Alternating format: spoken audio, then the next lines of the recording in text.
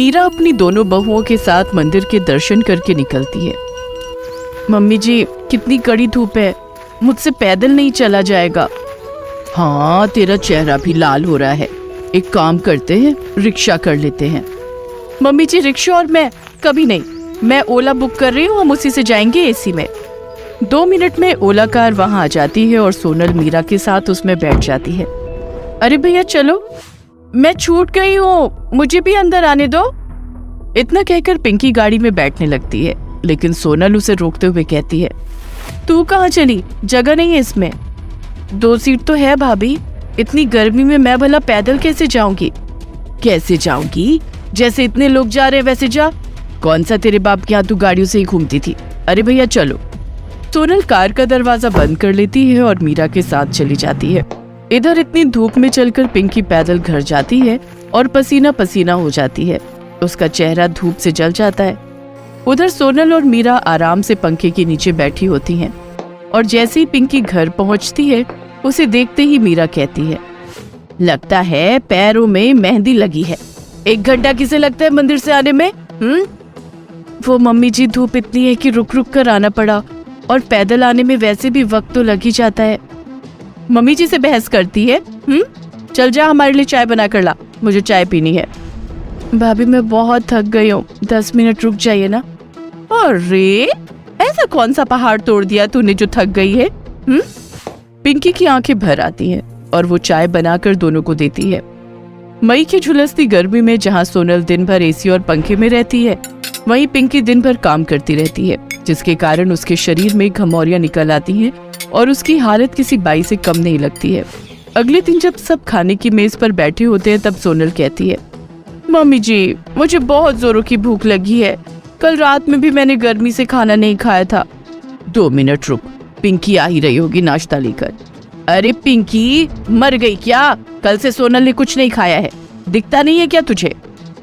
इतने में ही पिंकी नाश्ता लगा देती है। ये क्या है, कचौड़ी सब्जी, वो भी इतनी गर्मी में?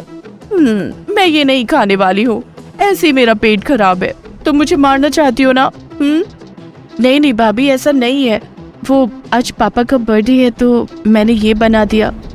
सोनल उठकर अपने कमरे में चली जाती है और जोमेटो से पिज्जा ऑर्डर कर लेती है। इधर विजय पिंकी से कहता है, बेटी तू अपना मन छोटा मत कर, ये दोनों ऐसे ही हैं। एक दिन तेरी सास को तेरी कीमत समझ आ जाएगी, तू जाके आराम कर ले। पापा, इस घर में एक आप ही हैं जो मुझे समझते हैं। पिंकी अपने कमरे में आ जाती है और इधर महीने भर बाद चंदू घर लौटता है और पिंकी की ये हालत देखकर कहता है, ये क्या हालत बना रखी है तुमने? मैं मानता हूँ कि हमारे पास ज्यादा पैसे नहीं है, लेकिन ऐसा भी नहीं है कि तुम्हारी हालत ऐसी हो जाए। नहीं जी, वो गर्मी के कारण ऐसा हो गया है। रसोई में दिन भर रहने के कारण और भी हालत खराब हो जाती है। कल ही मैं रसोई में छोटा सा पंखा लगवा देता हूँ। अगले दिन सुबह पहले ही चंदू रसोई में पंखा लगवा देता है और ये देखकर सोनल और मीरा के कलेजे पर सांप लौटने लगते हैं। मम्मी जी, देख लिया, आज तक चंदू ने आपको एक साड़ी तक लाकर नहीं दी। जब देखो अपनी गरीबी का रोना गाते रहता है, और आज पिंकी के लिए रसोई में पंखा लगवा दिया। इतने पैसे कहाँ से आ गए उसके पास? ये सुनकर मीरा की आंखें छोटी बड़ी होने लगती हैं और वो चंदू से कहती है, हाँ भाई, अब तो बीवी के लिए पंखा लगेगा, जैसे हमने तो कभी खाना बनाया ही नहीं। क्या माँ, तुम भी ना।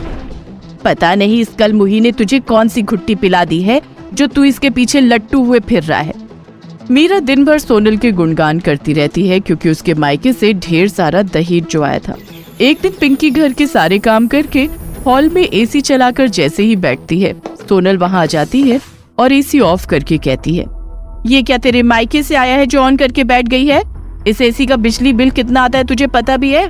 हाँ, ये सब कुछ मेरे मायके से आया है, दोबारा हाथ नहीं लगाने का। ठीक है भाभी। सोनल महारानी की तरह दिन भर एसी में बैठी रहती है और आराम फरमाती रहती है। एक शाम सोनल और मीरा स्विगी से चाट ऑर्डर करते हैं और दोनों सास बहू मुंह मोड़ मोड़ कर चाट खाती हैं। आज तो चाट खाकर मजा ही आ गया। हाँ, बहुत दिनों बाद ऐसा स्वाद आया है।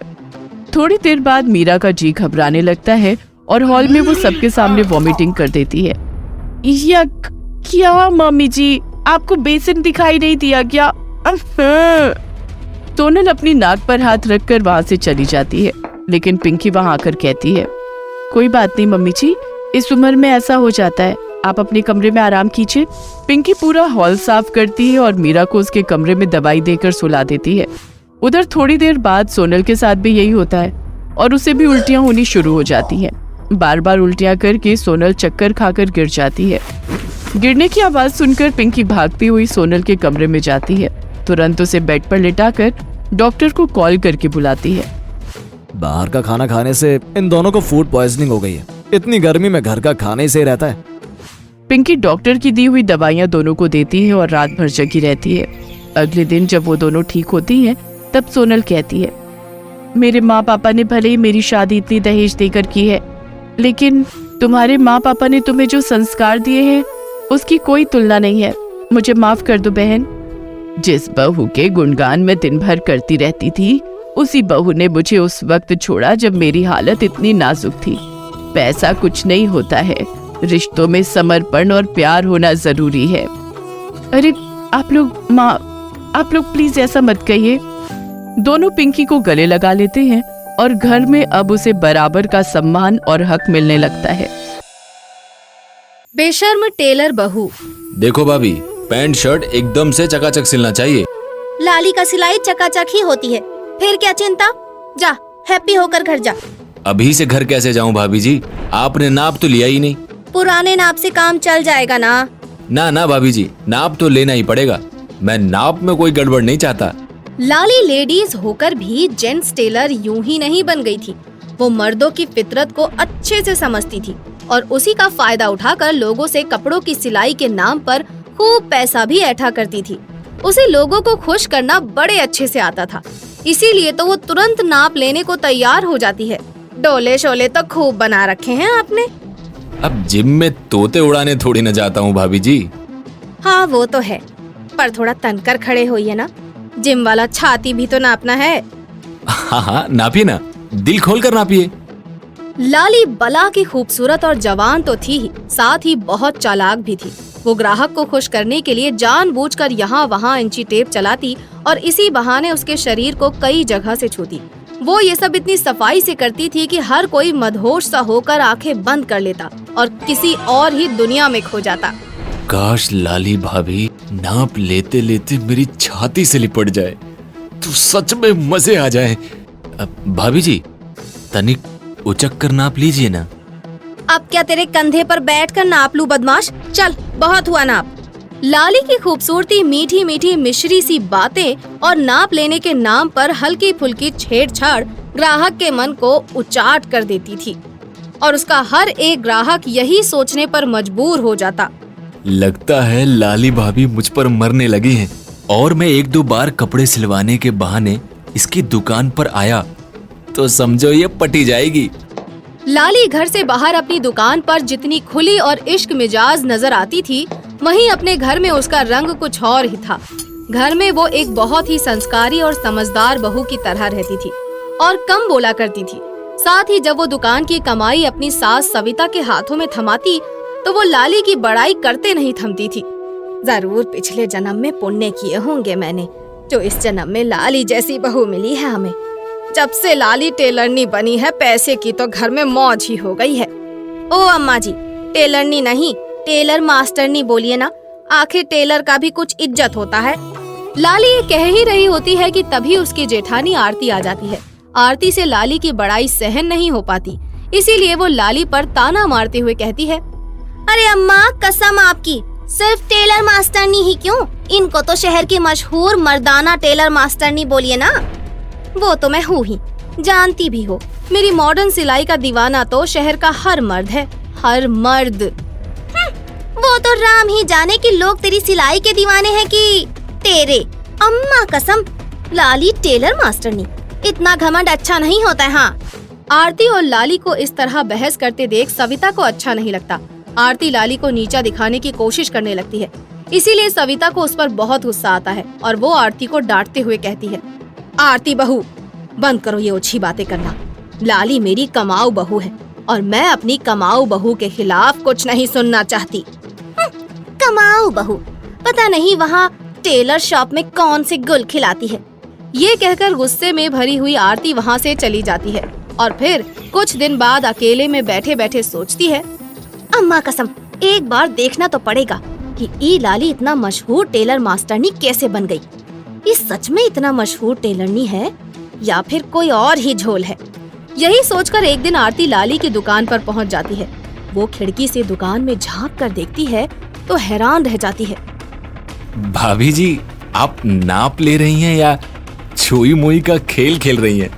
यही तो है लाली का स्टाइल। जो एक बार नाप लेता है, लाली को बार बार नाप देने के लिए बावला हुआ फिरता है। हाँ, वाह भाभी जी, ऐसा छेड़छाड़ वाला नाप लोगी तो समझो हम भी बावले हुए और बार बार नाप देने आएंगे। लाली नाप लेने के बहाने बार बार ग्राहक को छू रही थी और ग्राहक मदहोश शराबी सा डोले जा रहा था। ये देखकर आरती हैरान रह जाती है। अम्मा कसम, ये लाली तो बड़ी बेशर्म है। अब पता चला इसका मशहूर टेलर मास्टरनी होने का राज। बदमाश, नाप लेने के बहाने ग्राहकों को फंसाती है। घर में बहू संस्कारी और बाहर रंभा कुमारी। अब तो मैं इसको सबक सिखा कर ही रहूंगी। कहते हैं कि धोखे और फरेब का धंधा ज्यादा दिन नहीं चलता और बुराई के रास्ते पर चलकर भलाई कभी हो ही नहीं सकती। लाली के साथ भी कुछ ऐसा ही हुआ। एक दिन रज्जू टपोरी उसकी दुकान पर कपड़े सिलवाने आया और अपनी आदत से मजबूर लाली नाप लेते हुए उसके साथ भी वही करने लग जाती है जो वो अपने ग्राहकों को फंसाने के लिए करती थी। वाह जी वाह, तुम तो बड़े अलग अंदाज में ही नाप ले रही हो। मैं तो बोलूं कि तुम ये टेलर वेलर का काम छोड़ मसाज का काम शुरू कर दो। वो भी कर दूंगी और मुझसे कपड़े सिलवाने वालों को फ्री में मसाज दूंगी। हाँ।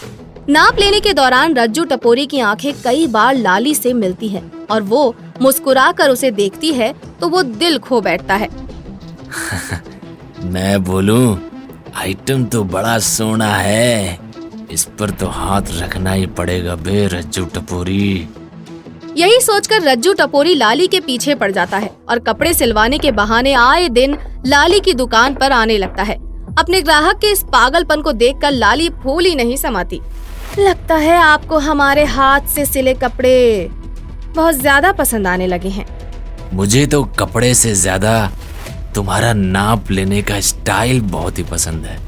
वाह वाह, जब भी नाप लेती हो मंत्र मुग्ध कर देती हो।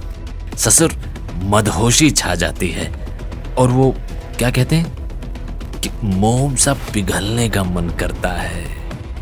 रज्जू टपोरी की बात सुनकर लाली कुछ लज्जा सी जाती है और बात को घुमाने की कोशिश करते हुए कहती है,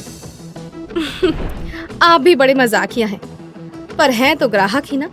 खैर, अब मजाक करना छोड़िए और बताइए कि आप क्या लेंगे, चाय या ठंडा पानी? चाय पिलाकर काहे को गर्मी बढ़ाती हो, हैं? अब तो ठंडा पानी पीकर ही कुछ राहत मिल सकती है लाली मास्टरनी। कुछ दिन ठीक ठाक से बीत जाते हैं और फिर एक रोज रज्जू टपोरी लाली की शॉप पर आ जाता है। सुन बे लाली मास्टरनी, तुम कहा अभी कभी मेरे साथ चलना पड़ेगा, बोल चलेगी ना? मैं कहीं नहीं जा सकती, मुझे मेरी दुकान भी तो देखनी है ना। ये कहकर लाली रज्जू टपोरी को टालने की कोशिश करती है, मगर तभी उसे लाली पर गुस्सा आ जाता है और वो लाली का हाथ पकड़कर अपनी तरफ खींचने की कोशिश करता है, लेकिन तभी लाली उसको जोरदार तमाचा जड़ देती है। बदमाश, तेरी इतनी मजाल कि तू मुझे छुए? हाँ? नाप लेने के बहाने लोगों को छूकर उनका फायदा उठाने वाली बेशरम टेलर, आज मैं तेरी सारी शराफत निकाल देगा। ये कहकर रज्जू टपोरी और उसके साथी लाली को जबरन उठा लाते हैं। आज मैं तुमको नाप लेने वाला टेलर लाली मसाज पार्लर वाला लाली बना देगा। बहुत शौक है ना तुझे मर्दों के साथ छुआ छाई खेलने का? मैं तेरा ये शौक अभी पूरा कर देता हूँ। ये कहकर रज्जू टपोरी लाली की तरफ बढ़ता है और लाली चीखने लगती है, मुझे मत छूना बदमाश, बचाओ, कोई मुझे इस बदमाश से बचाओ। इससे पहले कि रज्जू टपोरी कुछ करता, आरती पुलिस लेकर आ जाती है और पुलिस को देखते ही रज्जू टपोरी और उसके साथी भाग खड़े होते हैं।